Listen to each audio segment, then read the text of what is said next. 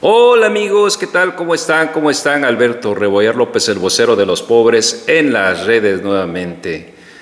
Se estarán preguntando ustedes la intervención de Zedillo y pues Carlos Salinas de Gortari y otros más que están hablando sobre las desgracias y sobre la economía mexicana, supuestamente que ellos en su gobierno, en el caso de Carlos Salinas de Gortari y en el caso de Zedillo, pues fueron los que pues más hicieron daño a México. Tal es el caso de que se acuerden de qué es lo que pasó con López Portillo y bueno, con el petróleo mexicano en la bonanza. Y pues esto pues tuvo que repercutir en un gran error que fue el FOBAPROA. Vamos a ver sobre el FOBAPROA, la gran deuda que nos dejaron, amigos y amigas. Pues es una desgracia el Fondo Bancario de Protección al Ahorro, por su acrónimo, fue un fondo de contingencia creado en 1990 por el gobierno mexicano en conjunto con la totalidad de los partidos políticos en aquel entonces, a fin de enfrentar posibles problemas financieros extraordinarios, protegiendo a los ahorradores bancarios. Ahora fíjense cuál es nuestra deuda que nos dejaron estos desgraciados. Fíjense que no tiene madre lo que hicieron. La deuda que de Ricardo Salinas, la que no quiere pagar impuestos, que debe 25,000 millones de pesos. La deuda de Carlos Slim, los hombres, los potentados de México, como Carlos Slim, como Ricardo Salinas, fueron beneficiados por la venta, la venta nocturna que hicieron los gobiernos priistas para que estos tipos compraran y se hicieran ricos.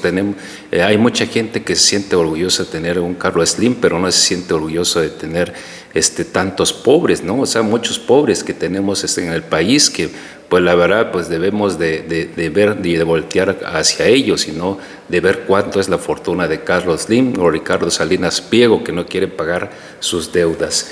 La deuda per cápita, o sea que por cada niño, fíjense, si dividimos la deuda pública entre la población residente, cada uno tendría una deuda per cápita de 118,780. O sea que si usted acaba de tener un hijo, ayer nació su hijo, o cuántos son de su familia, en este momento cada integrante de su familia debe 118,780 pesos en este momento. No sabemos los intereses después, pero sí se calcula pues que esta deuda va a rebasar mucho más si no cuidamos la deuda pública externa de México. Miren, pero rápidamente, ¿qué es el FOBAPROA? La deuda de FOBAPROA ha trascendido en generaciones. Hoy los que nacieron en la década de los 90 son parte de los contribuyentes que la pagan.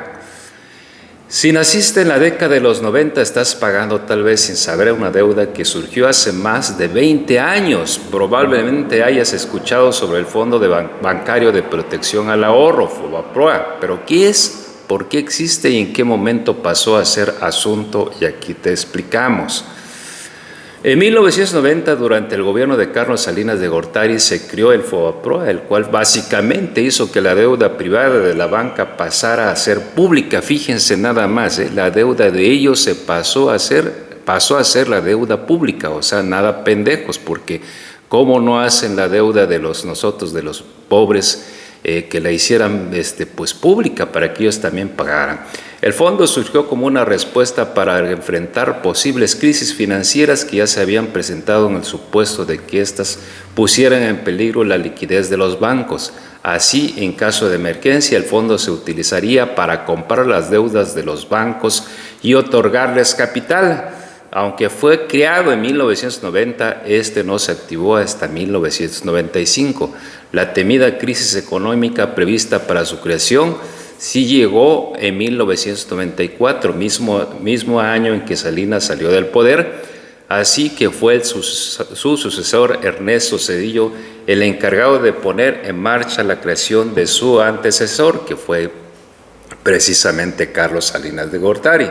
Así es como el gobierno terminó comprando la deuda de los bancos por 552.300 millones, el rescate bancario, el famoso rescate bancario. Acuérdense ustedes, los que nacieron en 1900, despuesito de 1980, ¿no? La polémica del FOBAPROA y la crisis del PRI. En 1995 el Partido Revolucionario Institucional llevaba arrastrando varios escándalos a los que se sumó el FOBAPROA. Todo ello concluyó con su derrota en una elección presidencial por primera vez en el 2000. Recuerden ustedes al Chente Botas, Chente Fox, ¿no? El chalán ahorita de la Xóchitl Gálvez. En 1987 el PRI perdió por primera vez una gobernatura en Baja California contra el Partido Acción Nacional. Un año después se llevaron a cabo los comicios en los que resultó ganador Salinas. Sin embargo, estos fueron señalados como fraudulentos debido a la caída del sistema que se presentó durante el conteo de los votos.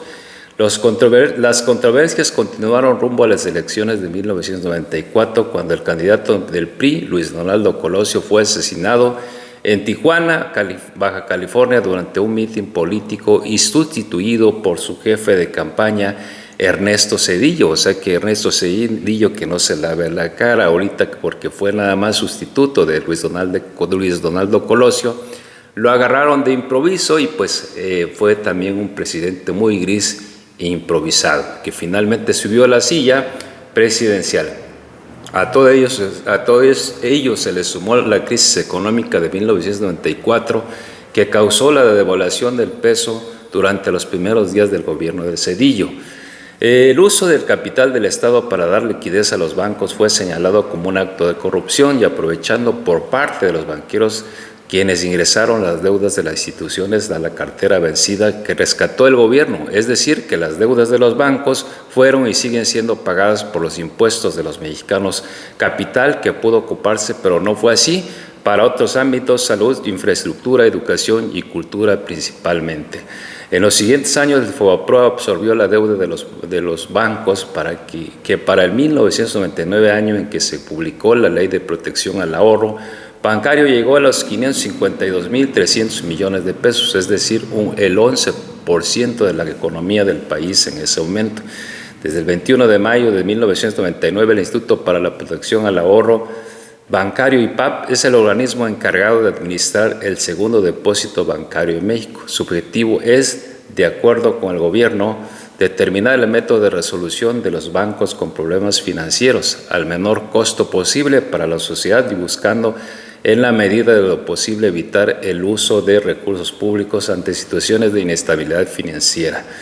De acuerdo con los datos de la Secretaría de Hacienda y Crédito Público, hasta diciembre de 2021, la deuda del FOBAPROA, que se compone de los pasivos del IPAB y del programa del apoyo a deudores de la banca, alcanzó 1.040.507 millones de pesos, suma que sigue cubriéndose por los contribuyentes.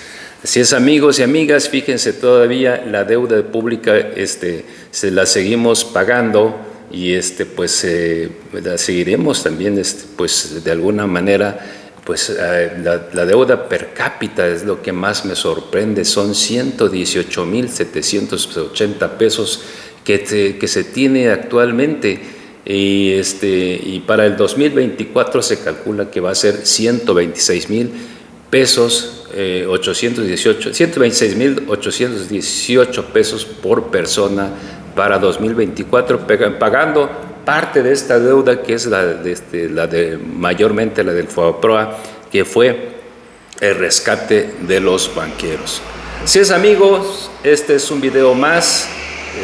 Alberto Rebollar López, el vocero de los pobres, se despide de usted. Si te gustó mi video, por favor dale like, y también te pido que lo compartas. Muchísimas gracias y muy buenas tardes.